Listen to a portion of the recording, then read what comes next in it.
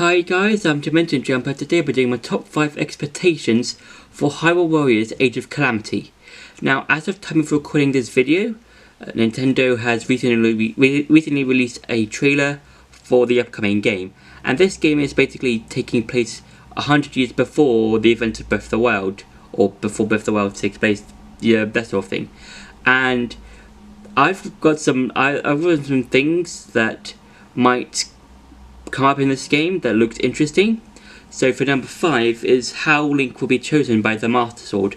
Now I know that in The Legend of Zelda lore, Link is chosen by the Master Sword because Link is a descendant of the original Link in Skyward Sword, but I feel like there's got to be more than just being chosen by the Master Sword.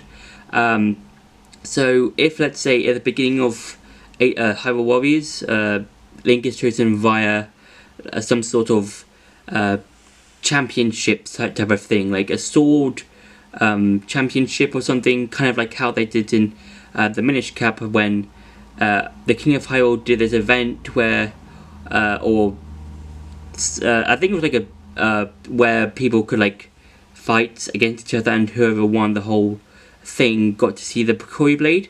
And I've got a feeling that this might happen as well. Like, even though if it's like, you know, in a cutscene or whatever, it's going to be like we get to see like Link's journey throughout the championship, and then he comes up to the Master Sword once he's won, and then just he's chosen by the Master Sword because of his courage and his, like, you know, swordsmanship, that sort of thing.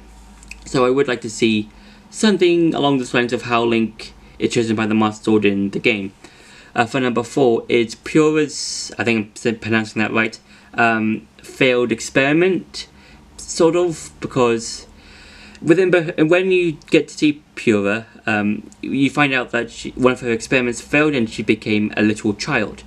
And I would like to see something along those lines, or something like that, or she's doing one of her experiments, and while she's doing an experiment or whatever, you like something like, I don't know, the goblins or the Yiga clan might try and swarm the Hantino lab where she works, and you basically have to protect her from the enemy. And then once you have defeated the enemy, once you get back to the lab, her experiment has failed and she's become younger, like physically but not mentally, because if you play Breath of the Wild, you'll see that she's become a natural child. For number 3 is how Calamity Ganon returned. So in the memory where that's located at Mount Lanayru, you find out that Calamity Ganon has returned. But I really would like to find out how he's returned. Maybe the Yiga clan had some info about how Ganondorf's corpse was hidden below Hyrule Castle, and they went down there and either did an incantation to free Calamity Ganon, or try and touch the hand that's sealing Ganondorf away.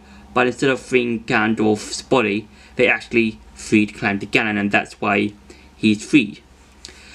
For number 2 is new information about the Yiga clan. So the only information that we get about the Yiga clan is that they broke off from the Sheikah tribe, and that they want to try and resurrect Calamity Ganon. Now, I would really like to see who was the very first person or very first people in the Sheikah tribe to break off from the Sheikah tribe and become the Yiga clan, and why they want to steal the Thunder Helm, and why they want to resurrect Calamity Ganon, and that sort of stuff. Like, just something we haven't seen before, and just something that's really cool, like, that makes the Yiga clan slightly more, like, cooler, instead of just being, oh, they just broke off from the Sheikah tribe and they want to try and resurrect Calamity Ganon, and they want to steal the Thunder Helm, that sort of thing.